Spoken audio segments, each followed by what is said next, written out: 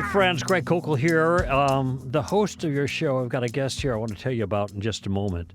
And, when I wrote The Story of Reality, how the world began, how it ends, and everything important that happens in between, whenever you write a book, you always list the acknowledgments, like here are the people that you're thankful for helping you write it, and the editors and all the people that have been significant in writing it. But here's the way I started out my acknowledgments for this particular book. I wrote, a host of people deserve credit for any fruitfulness this work affords to its readers.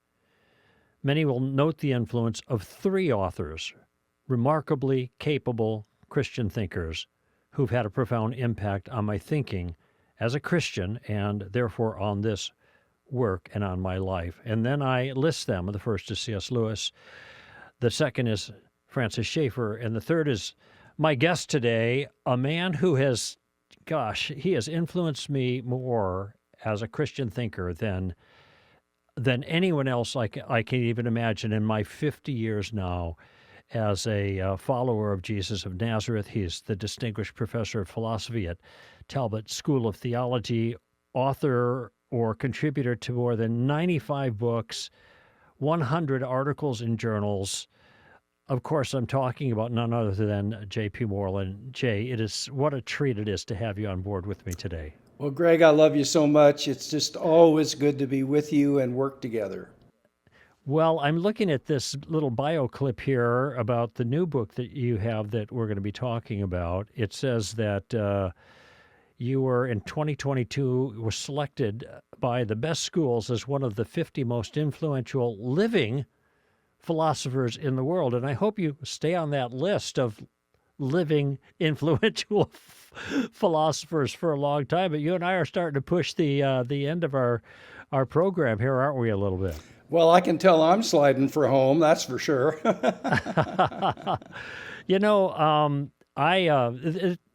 We've had a friendship for many, many, many years. In fact, before we started Stand to Reason 30 years ago, you and I counseled together about beginning the organization. You and I counseled together about my thoughts about getting married and who I was going to marry. I mean, that's how far back our relationship goes.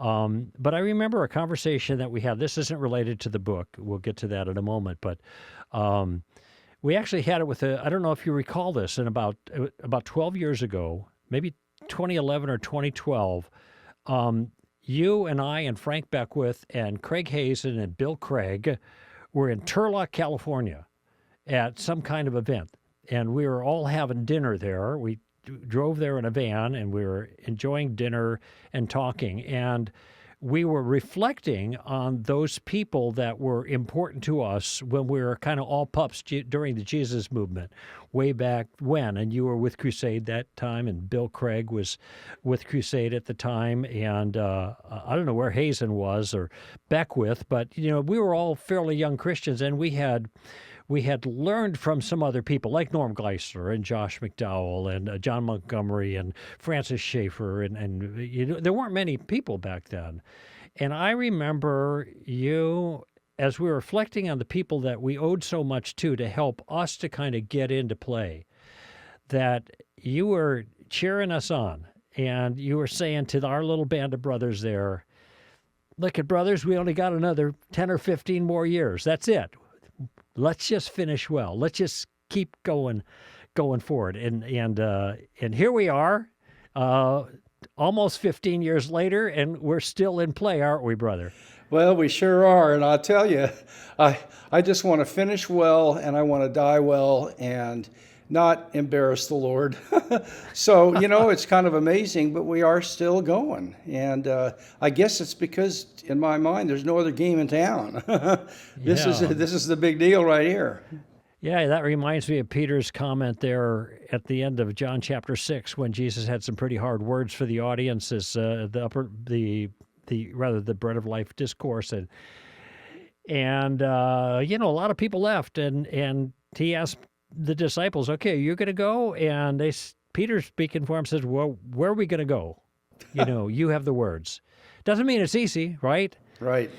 It doesn't mean it's gonna get easier, or but you have the words that give eternal life, and that conversation stood out for me. In fact, I wrote a small piece about it for our group called The Third Column, and how the influence that those men had for us, in maybe I'd call it the first column, and we were kind of the second column, and then the third column was all the multitudes that we've been able to reach.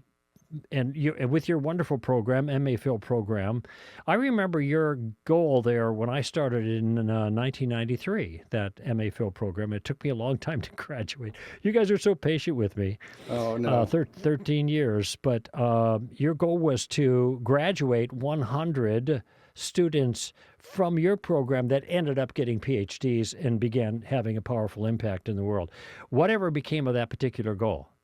Well, we actually have now placed about 230 in PhD programs, and there are like 80 to 85 tenure track professors. There are people like you and Stan Wallace, who's the president of Global Scholars, who are just multiplying an impact beyond anything that I could do.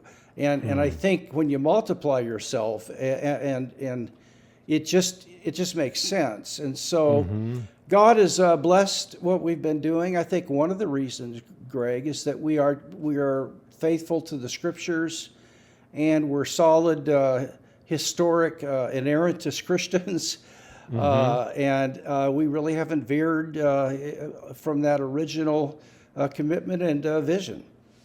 I do a talk now that used to be titled. I actually have the sticker in my Bible right here, the yellow sticker. I wrote it down. I got so frustrated with so many Christians being confused about basic things that are not confusing.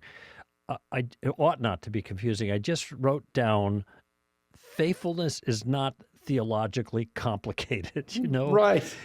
It's not that complicated theologically. Now, with the encroaching world and all the things that are happening and the new isms and everything we're facing now with the sexual issues and with the critical theory and all of this, it's the things that you've been aware of for a long time in your profession as a professor of philosophy, and now it's right in the mainstream. It's everywhere, and it's really taken a toll on the church.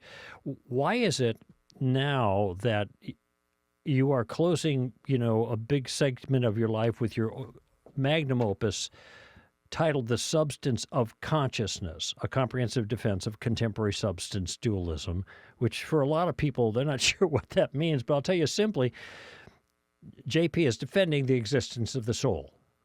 That's right. Okay, why this book now? That's a really good question, Greg. My own view has been that Christians are underrepresented and need to influence and penetrate the highest tiers of the academy. Now, I am fully convinced that we all have different roles in the body of Christ, and there are several layers of impact. So that's why I've written a number of popular books for a general audience, because I am deeply committed to that. But I also believe that we need to be having some of us publish in high-quality journals and with high-quality academic presses like Wiley Blackwell. In my view, Oxford and Cambridge and Wiley Blackwell are the three best presses in philosophy, because I want to get Christian ideas that out in the graduate courses at secular universities. I want secular professors to be reading my pushback, and Brandon Rickabaugh, who wrote it with me, our pushback against the claims that we're basically just our brains and nervous systems or our bodies, and the idea that there's a soul is kind of like the tooth fairy. That's ridiculous. And so we're pushing back. We're wanting to get the book reviewed in scholarly journals because we want the academic community who ends up becoming the professors of our students who go to college to have to think carefully about their outlandish claims, because there are if I may just put it this way, there's a work with considerable gravitas that it argues against them. And if they're going to keep treating undergraduates like shooting fish in a barrel, they can't do it and have any kind of intellectual integrity unless they interact with our book and other books of the same type, like by Richard Swinburne. They have a duty now to answer our arguments, and so that's why I want.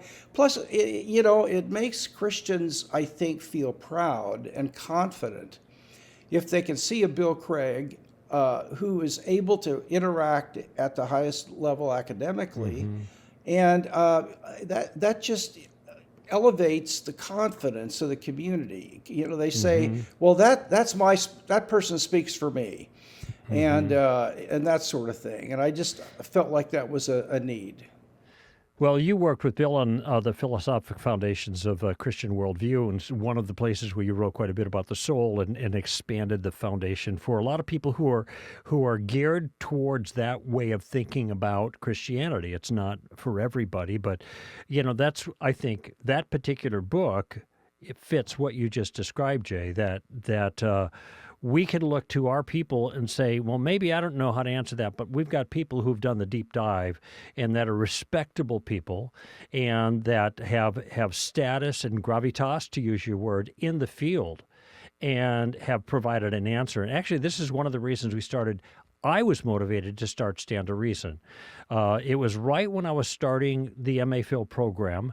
I'd already been exposed to your work. Actually, I took a course from you over at Simon Greenleaf University with my first MA. Yes. And it was the realization that we had the best thinkers historically for 1,000 years. If you look at the history of philosophy, all that multi-volume set, they were almost all Christians from the time of the ancients, or from the time of Jesus, and yet these ideas were not trickling down. We weren't influencing the general market, the public square the way we ought to. And that's why, what I learned from you and other people who are speaking up is, as I think it was Os Guinness said, we weren't outthought.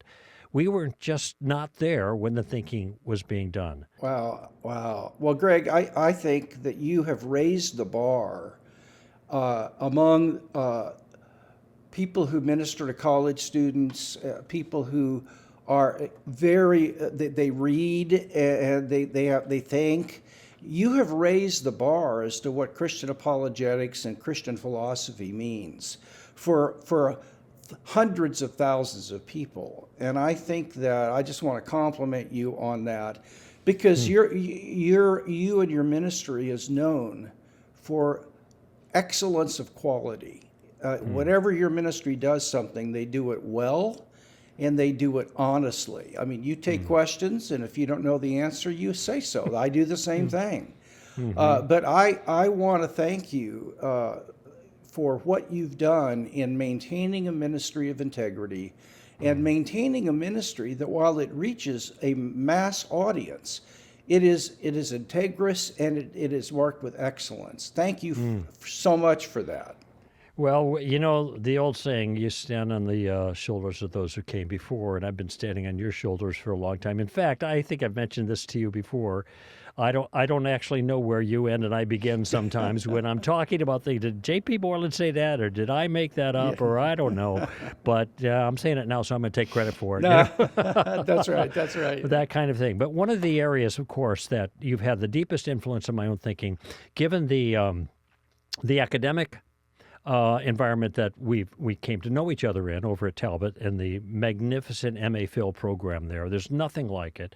Other schools do programs, MAs in philosophy, but it was such a magnificent experience for me to be under your tutelage and the others that were part of that program. And you've expanded that program since then. So just anybody thinking about an MA Phil, start with Talbot and end with Talbot. You don't have to go any further as far as I'm concerned. But the class that I had the most fun in, and that I was able to translate into active conversations with people on the air, because then I was doing commercial radio at KBRT, and of course you were on the show a number of times too, was my philosophy of mind class.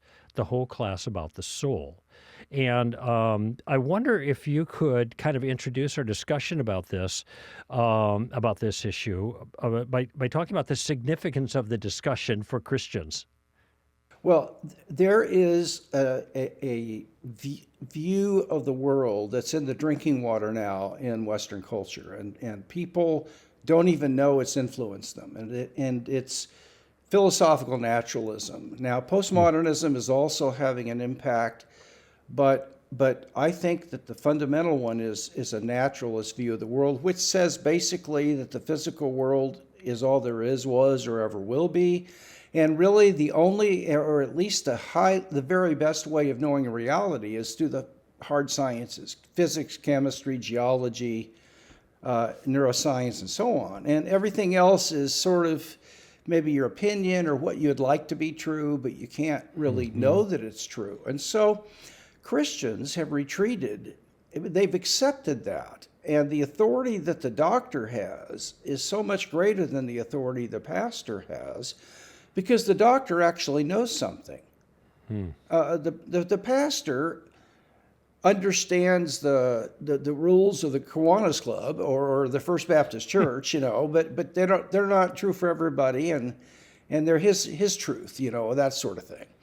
Well, the problem is that a naturalist worldview cannot withstand scrutiny. It falls apart. And one of the ways it falls apart is it cannot explain the nature of human persons. You can't explain how consciousness could arise from brute matter. You can't explain what unifies my consciousness if I'm my brain. But I look at the world and I have one unified conscious perspective on the world. And you can't explain a whole host of things about us. And so I wanted to make the case that the soul is not a discarded and outdated notion, but it is actually more reasonable than believing I'm my brain, or that I'm my body, or some a computer, or some physical object at some time. Now, I'll tell you a story, and then I'll turn it back over to you. But a handful of years ago, I was in a Sunday school class at the church I attend, and there were, I would say, 40 people in the class. And this person was giving a talk about how the self grows and how to form yourself. And she used the word soul. And one gentleman raised his hand. He was an older gentleman, and he said, "I've been a Christian now for 30 years, and I still have no idea whatever as to what a soul is. Can anybody in here tell me what is a soul?" Now, I can answer the question, but that's not the point. The point is that how could you be a believer for 30 years and not have that down in a way that's fairly clear and understandable? And so what that shows is that we have turned what we are over to the scientists, and we don't spend much time thinking about it in light of our Christian worldview.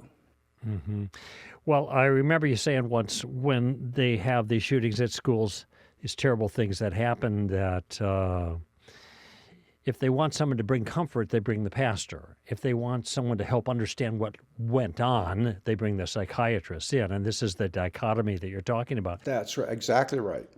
It did strike me, though, as unusual when the person says, "I don't know anything about the soul," that I understand what he means. Nobody's tutored him in some of the specifics, but he probably knows more about his soul than he knows about anything else in his life. Oh, absolutely, absolutely. Yeah. But he just doesn't know how to think about it in those terms. And this is one of the things that you help me to do. We're going to take a quick break here, JP, and then when we come back, I want to talk a little bit just about the aspect of attending to the soul. If we have a soul, then what does that mean for our soulish development, okay? And then later on, we'll get into some more of the arguments why we think there is such a thing, and it's not just the so-called ghost in the machine. My guest here, J.P. Moreland, one of my most important mentors in my life. His recent book, The Substance of Consciousness, A Comprehensive Defense of Contemporary Substance Dualism. We'll be back in just a moment here on Stand With Reason. Stay with us.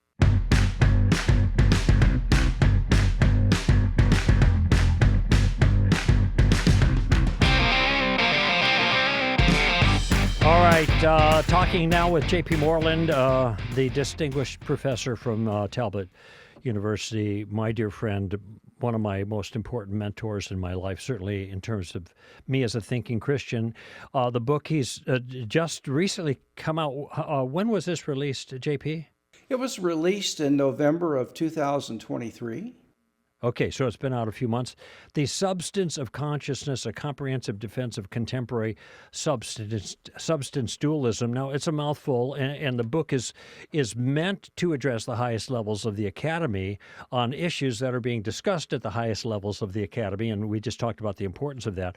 Of course, JP has written a number of other books that deals with this issue, Body and Soul with Scott Ray, Immortality with Gary Habermas. Is immortality still in play? Is that Yes, still it is. It's Wiffenstock publish it now. Oh, okay, great. I mentioned Philosophical Foundations for a Christian Worldview. That's more of a textbook, but you got to have it if you're going to think carefully about a whole host of issues as a Christian. It's in my library. All of these are actually, and actually the most accessible book on this issue, if people want a very popular treatment, is just simply called The Soul. And I presume that's one of your more recent books, I think, on this issue. Is that right? And yes. so I imagine it's still in print. Oh, I yes. checked it out at Amazon. Yeah. So if somebody wants to, okay, what are the basics? This is where you can go. But let me talk just pastorally a little bit, not so much philosophically about this issue. One of the things that was so beneficial to me sitting in your class on the philosophy of mind, which is what we're talking about here, was for me to come to the realization that I didn't have a soul, I was a soul. I was a soul-body union, and that I needed to, if that were true, then it became important to me to attend to the health of my soul. And honest to goodness, Jay, this sounds weird probably, but that was when I first started thinking about being a virtuous person, about developing my soul in the area of virtue. Now, it didn't mean I didn't care about being good, but for some reason, that word that you introduced to me, I knew it before, but it was a way that you introduced in our communication in the classes and stuff, the idea to attending to our souls to develop virtue, like eudaimonia, the good life in the best sense of the word, the virtuous life, virtue ethics is another way of characterizing it. First time I ever thought about that, but it was because I realized that I had this dimension that needed to be taken care of as much or even more as my physical body needed to be taken care of. Can you talk about that concept a little bit? Well, the absolutely. Care of the soul? Yes, absolutely. You can't really fix something if you don't know what it is. I mean, I can't fix a car because I don't know what it is inside, but somebody who really knows what an engine's like has the ability to repair it where I don't. And the same is true for personal spiritual growth. Growing in Christ requires that I have some understanding of what I am. Now, the problem is that most people who are like I used to be and who were like you were before that class that struck you tended to view the Christian life in terms of pleasing God by being obedient to his moral commands. And we thought in terms of right and wrong and guilt and forgiveness, and that was the extent of our thinking. Now, that was all true and good. That's not the problem. The problem is it left out a whole other part of what we are before God, and that's the cultivation of our souls.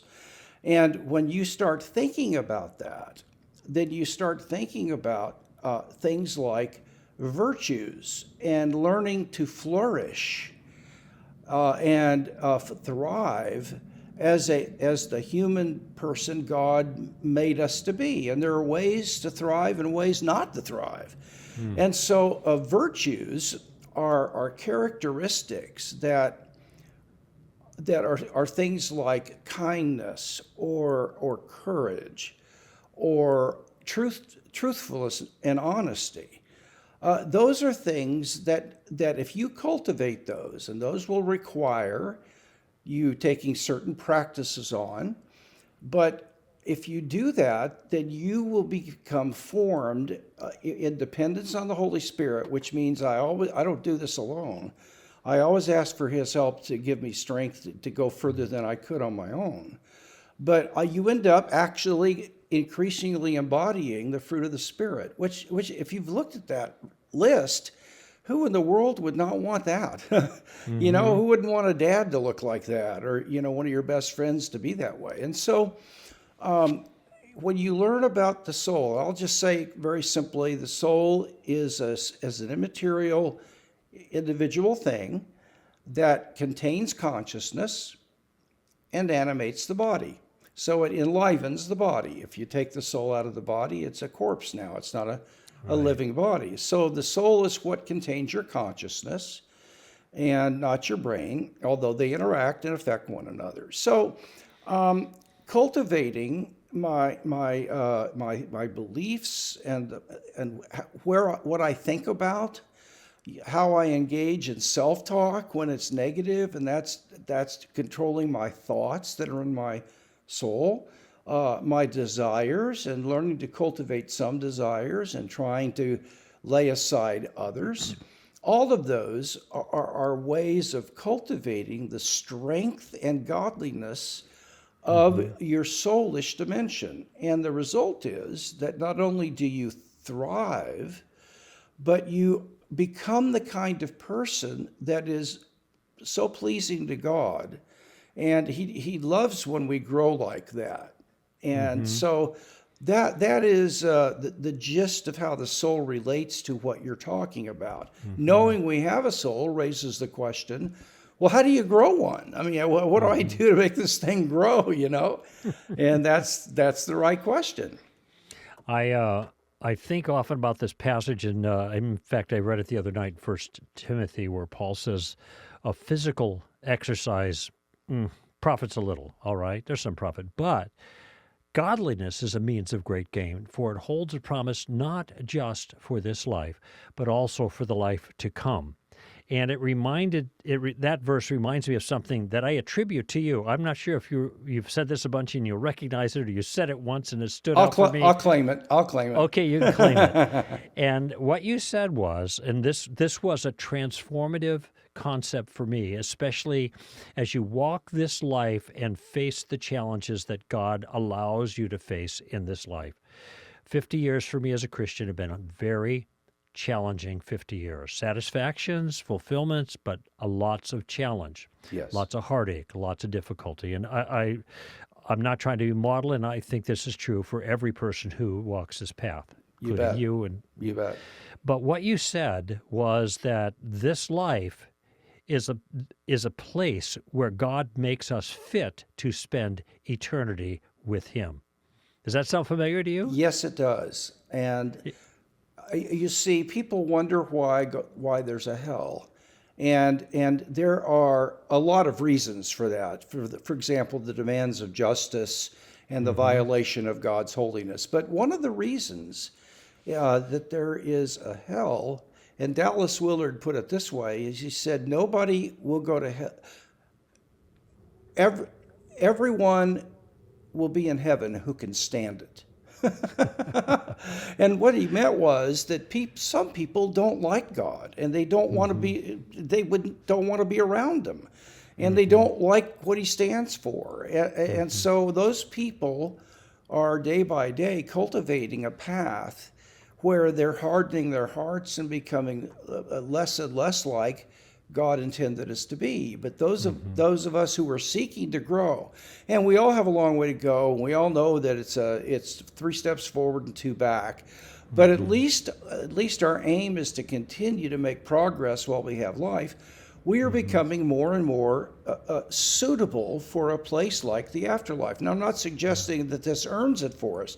I'm just saying that we become the kind of person that hungers for even more of this, which will have in the afterlife. So This reminiscent of Lewis's approach a little bit in The Great Divorce, as I recall. It's just like the people who are not fit for heaven aren't going to enjoy heaven, kind of thing. Same concept. I've always characterized the soul in a kind of simple way, and what we do at Stand to Reason is we kind of rub shoulders with the smart people like you, and then try to figure it out and find a way to translate it. So I've always kind of characterized the soul as the invisible self, which is the repository, the place where the locus of our essential identity and our thoughts and our beliefs and our acts of will and our intentions and those basic activities. It's not surprising, though, that there'd be so much pushback regarding the existence of the soul, and therefore the necessity of all of the works that you've done on the soul on all of the levels that you've addressed them. Because I've often started a talk on apologetics by saying, when you think about it, there's a lot of ways to prove that Christianity is false. And of course, nobody expects me to say that. right, But I say, wait, our story starts in the beginning God. If there's no God, there's no story. right, And one of the things is the existence of the soul, because if we're just meat all the way down, then there's nothing to survive the death of our body, and therefore the issues of heaven and hell don't even arise. Yeah. They don't even arise.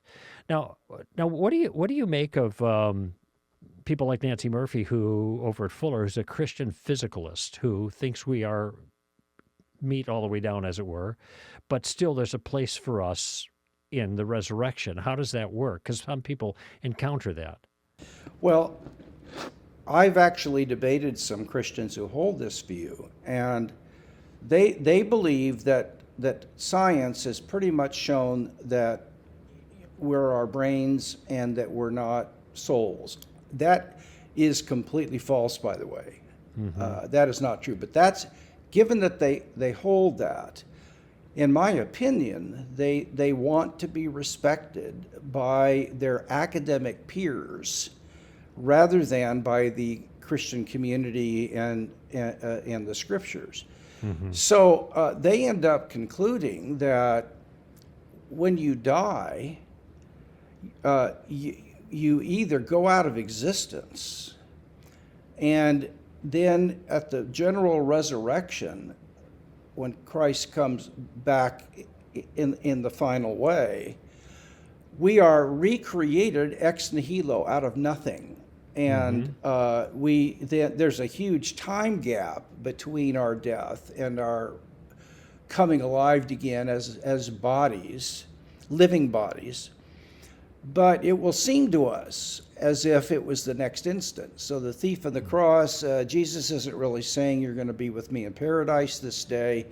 He's saying it will seem to you as if the next instant you're going to be with me in paradise. Now, just as an aside, when you're dying on a cross, I don't think you're going to be using figurative language. I mean, I think he was telling them what all the Pharisees believed, and that is that once you die, your soul departs and it goes to God or in another place that was called a Sheol, and that you will eventually get a resurrected body. And so that's what he was saying. But I think that's why this happens. And there are other people besides Murphy that think that, well, maybe when you die, you just immediately get a new body.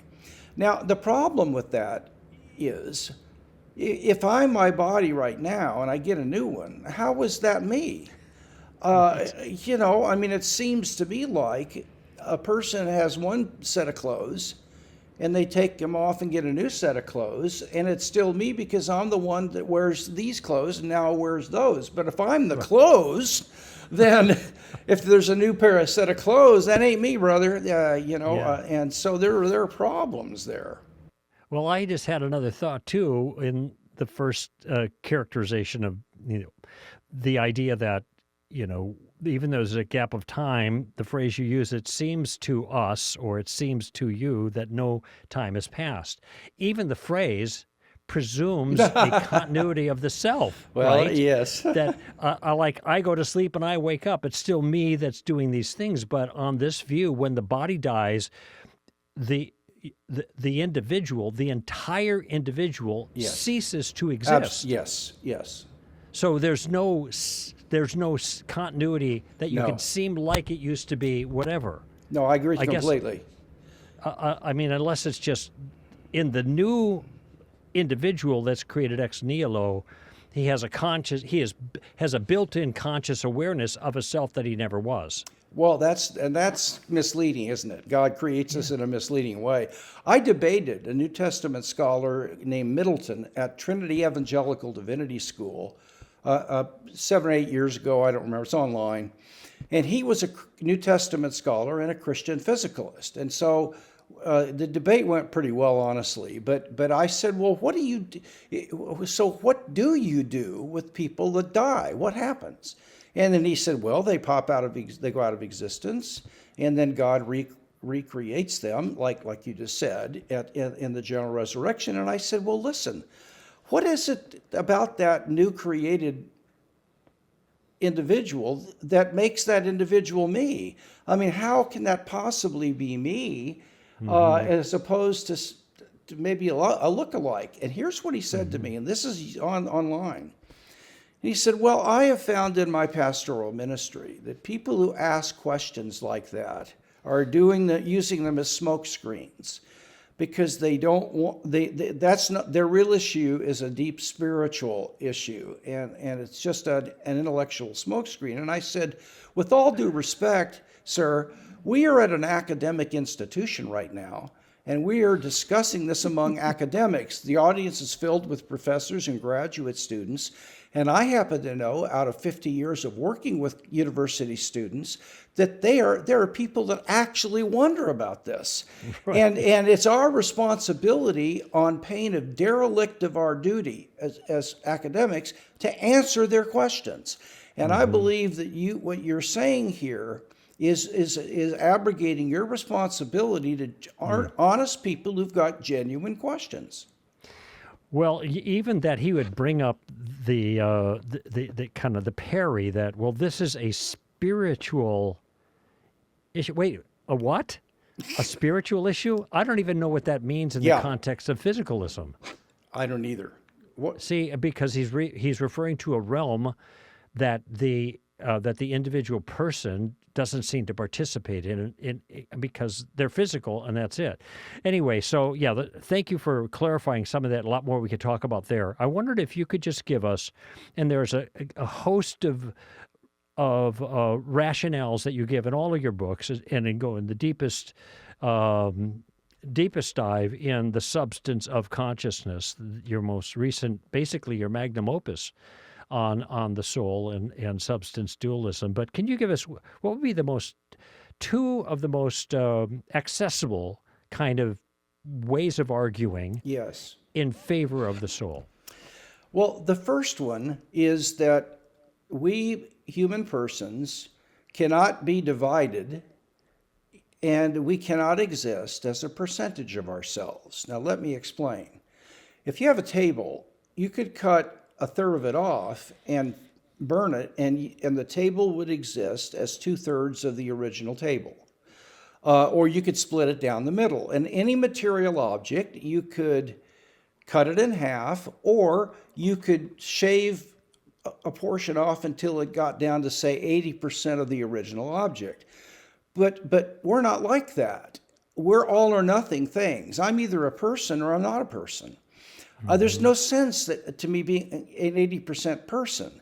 And I've somebody may lose their functioning. I can guarantee you, as approaching 76, I've lost my ability to do a number of things, and I can't remember, certain things, but it's still I, because here, listen to what I said. I have lost those memories. It's still I that's here, but I don't have the memories.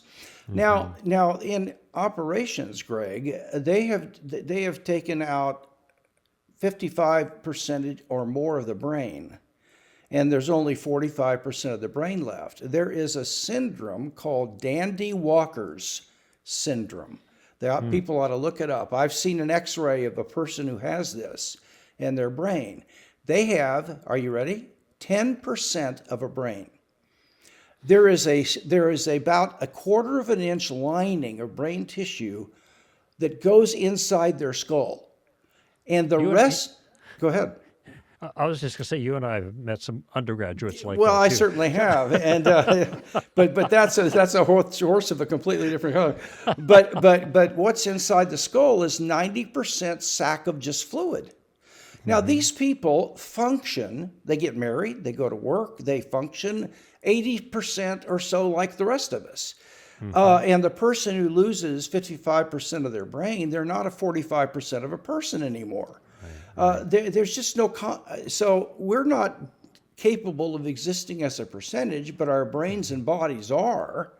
So we must not be our brains and bodies. And the best alternative is that I'm a single spiritual self. Here's the second one I'll give you. If Hope Moreland's husband is the same thing as the person who's speaking on this podcast, then we don't have two people, we've got one person. And whatever's true of Hope Moreland's husband, 5'8", had better be true of the person speaking on this podcast, 5'8". You're identical.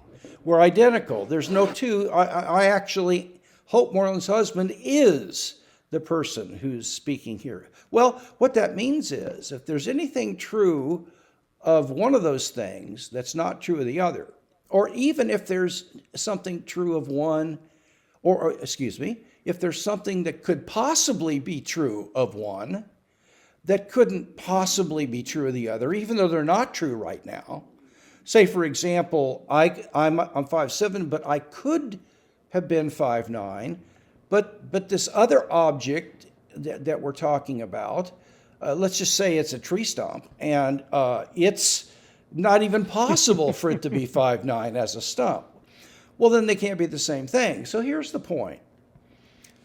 I am the kind of thing that could possibly exist after death, is in an afterlife where my body's left behind. I'm not saying that I do, which I do believe I do, and I think there's evidence of that. But I'm saying everybody would grant that I possibly could. I debated with Gary Habermas and Peter Kreeft, three atheists, about life after death, and they were all willing to allow the evidence to decide the question, and they didn't think there was enough evidence. Well, look, if you heard that archaeologists had discovered a cave with square circles in it in Montana, you wouldn't have to wait around and find out, oh my gosh, I wonder what the evidence is. You would know already that that's not true because that's logically impossible. So the fact that they were willing to allow the evidence to decide it meant that they agreed that disembodied existence after death was possible. They didn't think it was actual. Well, the simple fact that I could possibly exist without a body is enough to show that I cannot be my brain and body, because my brain and body could not possibly exist disembodied. Now, the argument that doesn't show there's life after death, it shows that I can't be a material object of any kind, because I am possibly such that I could, even if I don't, but I could exist without that. And that means I must be a non-physical center of consciousness or self, or call it what you want. So that's a powerful argument.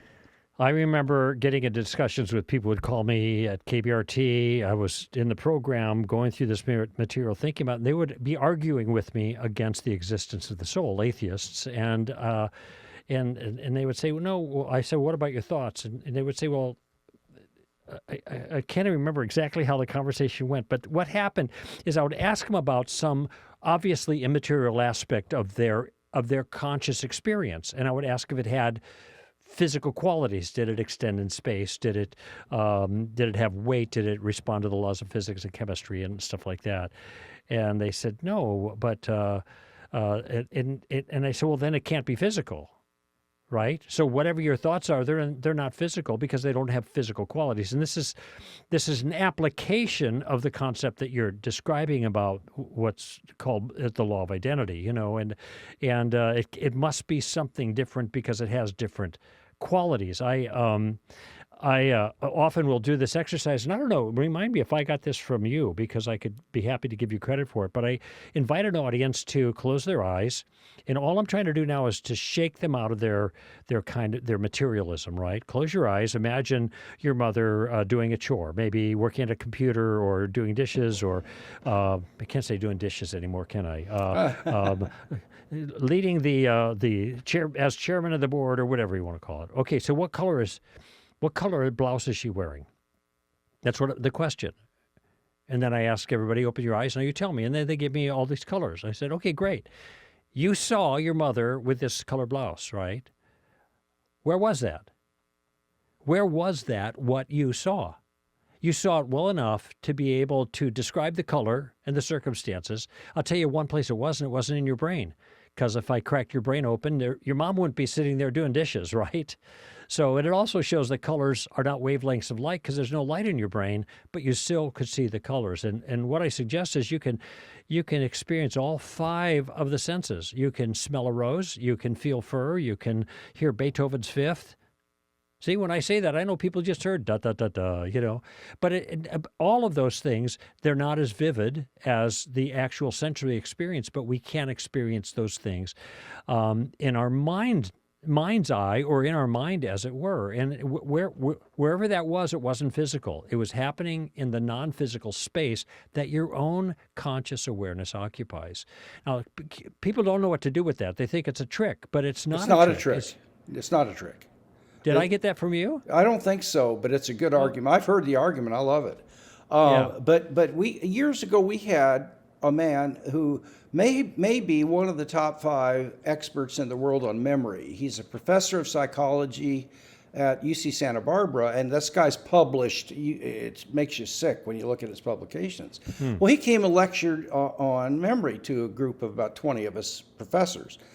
And here's how he started off. He said, I have absolutely no idea what it even means to say a memory's in your brain. That's incoherent to me. I didn't even know what it means. He says memories are not in your brain. You can measure around and you'll never find a memory in there, like you just said. He said memories are in yourself. They're in the ego, the I. Now the brain can affect your ability to recall them. Yeah. But that just means that there's a causal dependency of the mind, on the soul, and the brain, and so forth. But he said your memories are not in your brain, and so that was just funny. We just have a few more minutes here, like 6 more minutes, and I want to ask some questions that I get asked. And Amy and I were knocking these things around too. Quickly, do you think souls are gendered? I think so, but I'm 60-40. And the reason I do is I believe that the soul is what creates the body, forms the body. And if the body is gendered, then I would think the soul would be gendered to form a male body. To fit, to to correspond properly. Be suitable for, yes. Right. Could be wrong, but I'm 60-40. Are you a Traducian or creationist with regard to the soul? I am a Traducian. I believe that God created the original souls of each pair, but then, like it says in Genesis, he delegated to animals the ability to generate life after their kind. And I believe that we have that same. But, again, I'm not going to get lost over it. No, well, I'm in the same. I'm the same way, and part of what it makes me wonder is I just think of the Bach family, for example, like Johann Sebastian and all of his progeny. They were all magnificent musicians, and this is speculative, obviously, but I don't have any reason to believe that all of that musical talent was in their genes. And it may have been I mean, for lack of a better word, a kind of soul DNA. I don't know. This is speculative, but it does seem to, a chip off the old block kind of mentality seems to work better with the idea that parents produce the whole individual body and soul, as it were. Amy has been confronted with this question a number of times, and she wanted me to ask about are are we in a simulation? Maybe we're all in simulation. This is like, what was that movie with Keanu Reeves? The Matrix, right? Yes. Okay, so I don't know why people would think they are, and I remember once you saying, and lots of things are possible, but if we have no reason to believe it's actual, then we have no reason to believe it. What do you think about the possibility? Or somebody asked, well, maybe we're just all part of a simulation. Does this relate to the mind-body problem at Yes, all? it does. The answer is it's obvious that we're not. And the first reason here's how I do it. I say, well, what is a simulation? And I have get people try to explain it to me, and they end up saying something like, it's kind of a realm we live in, but it's not reality. Mm-hmm. Well, then I'll say, where did you get that idea of reality? What do you mean by reality? And what I'm trying to show them is that a simulation is a privation of reality, like evil is a privation of good. There could be good without evil, but there can't be evil without good, because evil is a lack of what ought to be there.